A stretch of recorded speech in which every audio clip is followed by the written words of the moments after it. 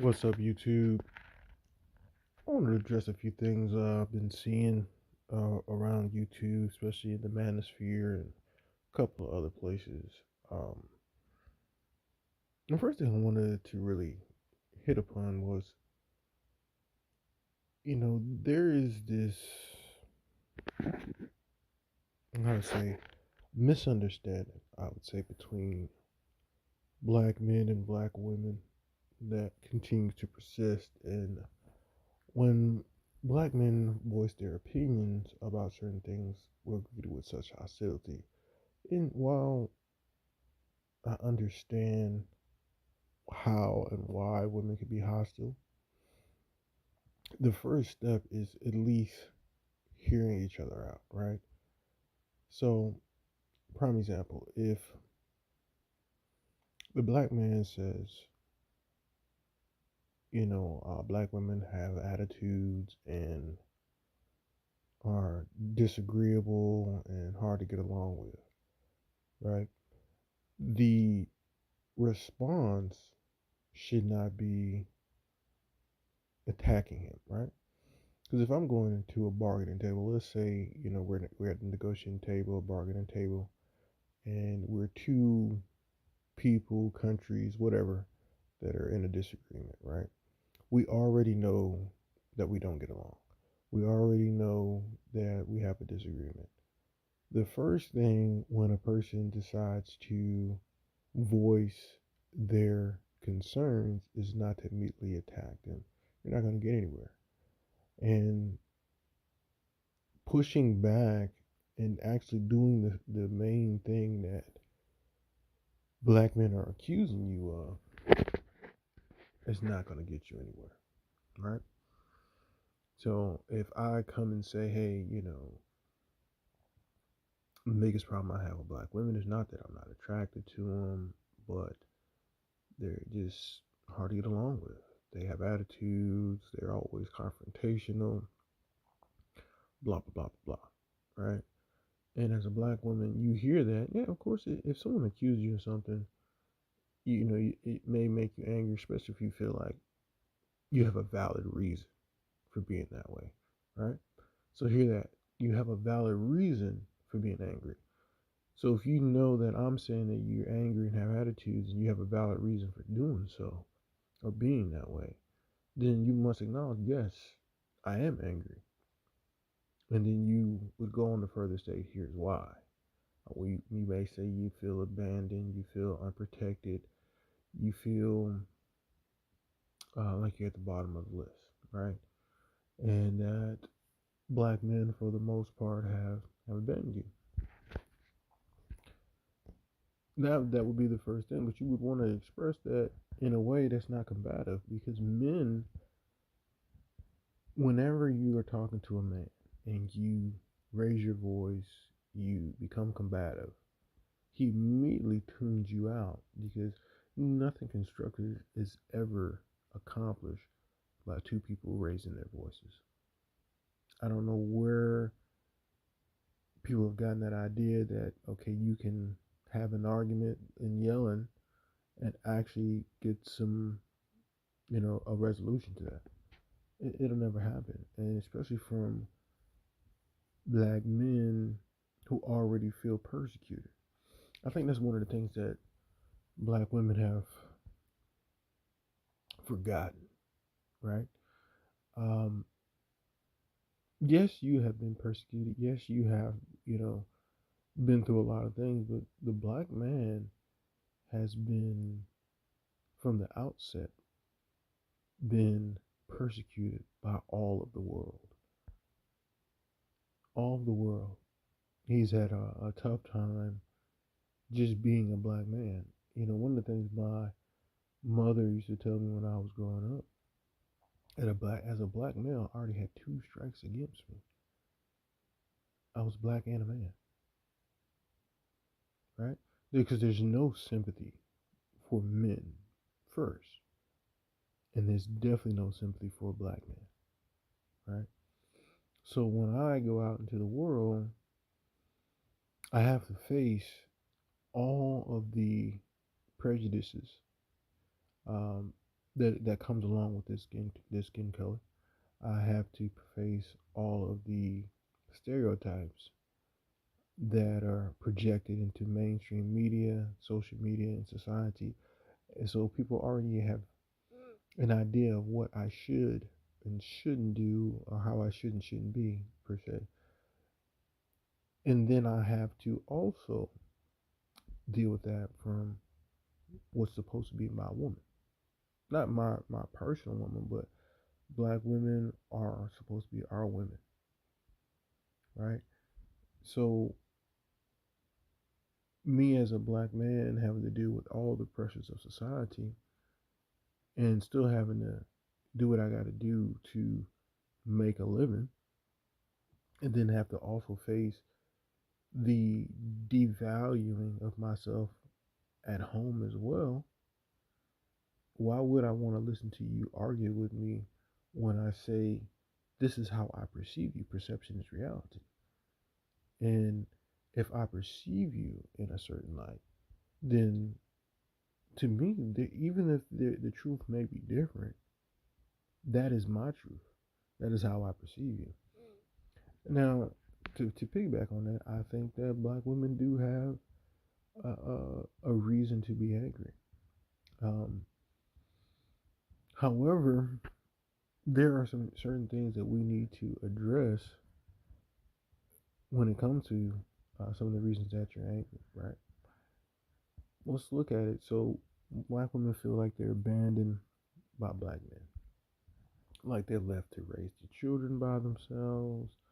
They're left to fend for themselves, and face that same world that black men face.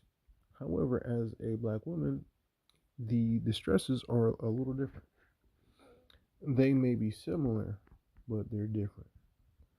Uh, you're less perceived as a threat than the black man is, right? I say that because you're more likely to be hired in a position that a black man wouldn't have the chance to get, and because you're less of a threat, and so that gives you more financial opportunity than the majority of black men. That's why you reach the problem. You have so many high earning sisters who say there's no eligible black men at that top. I mean, that's just a reality of the fact. Whether that's by, some black men not taking, you know, their studies seriously, or, taking life seriously, or just by the preconditions set that make it harder for us to succeed than it would be for a black woman to proceed. Let's dive deeper into why that may be. When we're growing up, right? If you, any young black male, any male can tell you that when they were growing up, if they're of a certain generation, uh, it was more acceptable for them to have the quote unquote hood look to be accepted by the women that they adored, black women, right? So you hear all the time that you most women, no matter what their background is, most black women, no matter what their background is, they want a guy who has a little bit of hood in them, right? So those guys that are not from the hood, don't associate with people from the hood, have no idea about the hood, they're less desirable by most black women. Because I know plenty of black women who have no upbringing in the hood, but they still desire something with a little bit of hood in them. So when you apply that to dating, and then you say, okay, you know, black women have been made single and have to have, face the world by themselves, that falls back on your choices, right? So if you've been attracted to guys who had a little bit of hood in them, right? They're more likely coming from a poor socioeconomic place where the values that they have as far as family they didn't see, right? So a black male's coming from a broken home and his father wasn't around, and you choose to have a baby with that same guy, then more than likely he's going to repeat the pattern that he's aware of, that he's been raised by, right? He doesn't know any different. And then that pattern continues to perpetuate itself because now that young male or young person that you brought to life, young female or male that you brought into the world, his father's not around. So on and so forth, right? But that's all because of the choices that you make. Because men control access to relationships, right? We choose whether we want to be in the child's life and be with the mother. However, women choose access to sex. So you chose who you lay down with. You chose who you had a child with, and that choice falls back on you, right? So if you look at the situations and say, well, black men have abandoned women, I would confront that with saying, okay, well, if you make better choices on who you lay with, then the men you do choose to lay with would stay with you. But it's all about choices, you know. So that's a myth that perpetuates itself, right? Because I know plenty of black men who are in their children's lives.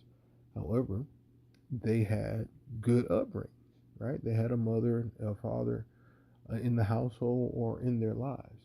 So it is not a foreign concept to them to be in their child's life, whether they're married to the mother or not, right? They know that's just how it is. They're going to be there because they were raised around a two-parent household, right? And if women are being honest, the guys that have abandoned them, either it was a relationship issue where neither one of them were ready to be together. Now they have something that pulls them together for life, right?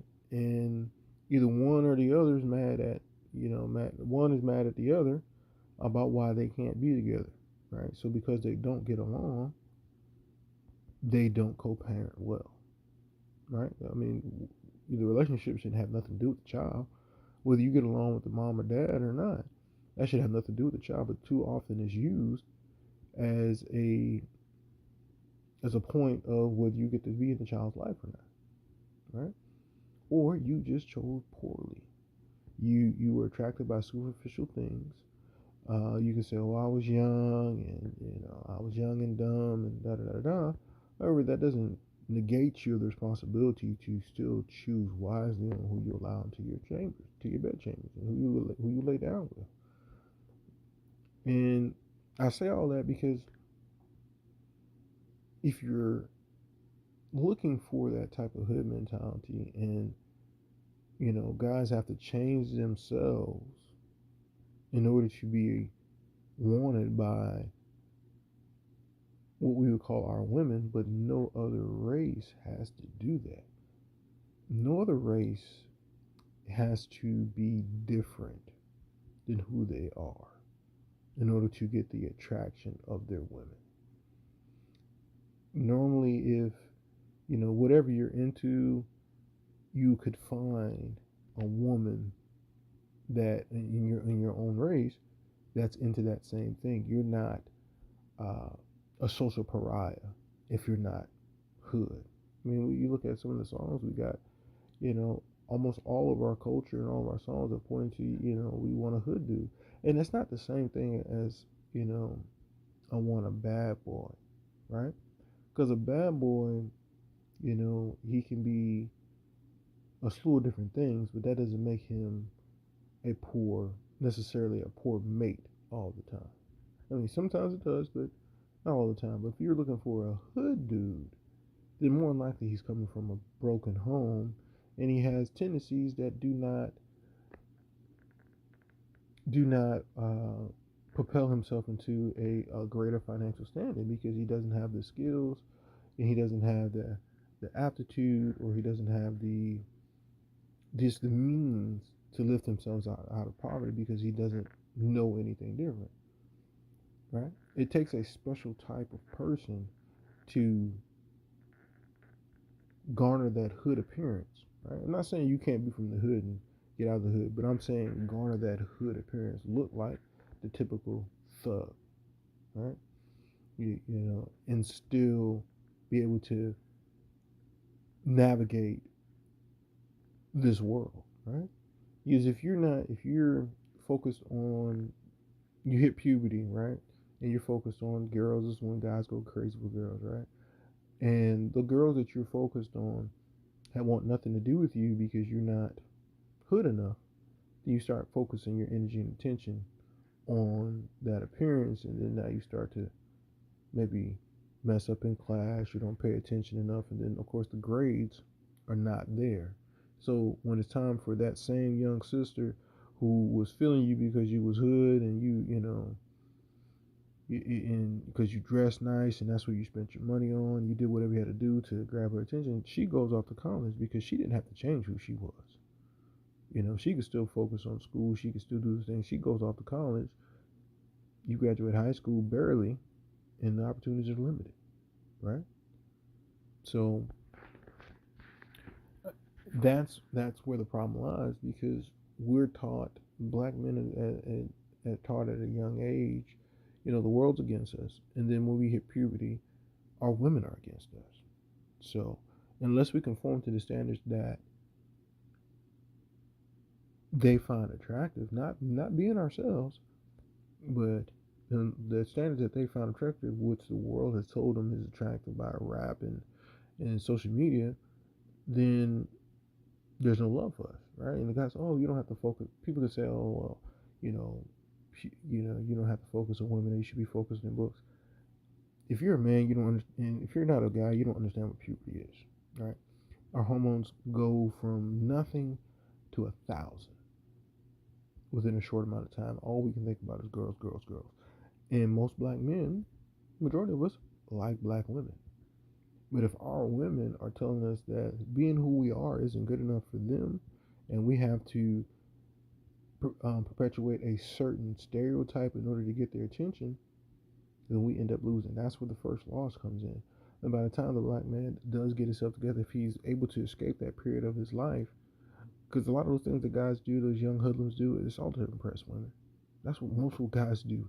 We do things to impress women. So if he's able to make it through that life without being killed, locked up, or severely damaging his life, he's already behind the eight ball, because now he has to face a world where everybody thinks he's like that, right? So now he doesn't get the same opportunity. He didn't have an opportunity to go to college. He didn't have an opportunity to get a good job, so he's already starting behind. Whereas when you graduate college as a black woman, you're already a step ahead, right? And you're less of a threat, and you're more easy on the eyes to have in the office than Jerome or Tyrone. So you get that position, whereas he may not be able to get that position. He may have to start off working at a warehouse, or he may have to find some type of independent work that he can do and pull himself up. And if he gets out that stage without having children, that's even more of a one-off. So he's already behind the eight ball. And so now that same black woman is more successful, and now he's just not getting his stuff together. And let's say they're the same age, he doesn't make anywhere near what she makes, right? Because he's behind, right? And he had to have played catch up. And even after he's gotten his life together, and he's making a decent wage, and he can maintain his standard of living, she's so far ahead of him that when he tries to approach her and date her, she says he's beneath him. So let's look back at all that. So this black man did everything he could to get her attention, the black woman's attention, got her attention, yeah, and now that she has surpassed him, he's no longer of value to her, and now she's looking for someone who has higher value than she does. Which the pickings are slim if you want to stay in the black community. And those same black men who have reached that level and or on the level of her or higher, everybody's looking for them. Every girl is looking for him. So he has options. He has no need to settle down, or settle, right? The same word that, women use to describe, dating down.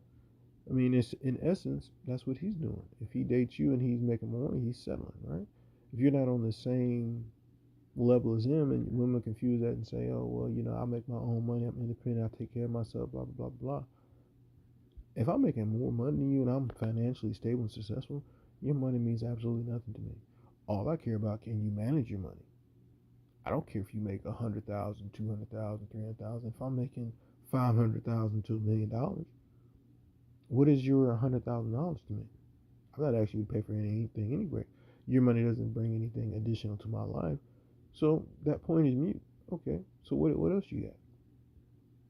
Are you attractive? Because I'm a man. I'm physical. I'm visual and physical. So the first thing that's going to attract me to you, are you physically appealing to me? If you're not, that's a strike against you. I'm probably not even going to get to know you because I'm not physically attracted to you. And how can I say that? Because I have opportunities. The same way when you were young as a woman and you had plenty of guys after you, that's the same way it is for a guy who has a lot of money. It's just the way it is, and we don't value your money, right? So, I bring it all back to, I say all that because there's a disconnect between the black man and the black woman. I think for the most part, black men understand what black women are going through. However, I feel like black women don't understand or care to understand what the black man is going through. All she expects of him is to have figured it out. And it's harder than it seems. It's harder than it seems. And I'm not going to give any slack for any guy who's not, on his grind, trying to make better of himself, or depending on a woman to, giving him a level up. I don't care for those type of dudes. This is not what this is about. What I'm saying is, we're coming from a place where we're asking you for things that don't cost anything, to be agreeable, be nice to us, um, treat us well. And you're coming from a place where everything you're talking about costs, right? And if we're unable to do those things, then we don't deserve, in your opinion, we don't deserve your time. And you consider that settling. So you see why the black man is a little miffed at the things you're saying. It's like, I'm not asking you for anything that of any, monetary consequence. But you're asking me to do things that I may not have access to right now. Even if I'm going that direction, I may not have those. And if you're unwilling to date me or give me the time of day, or you want to be mad and upset at me now when I don't have those things, why, when I get those things, should I come back and circle back to you? Right? That's just my thoughts. So, if you like what you hear, please hit the like button, subscribe, and share this video. Thanks.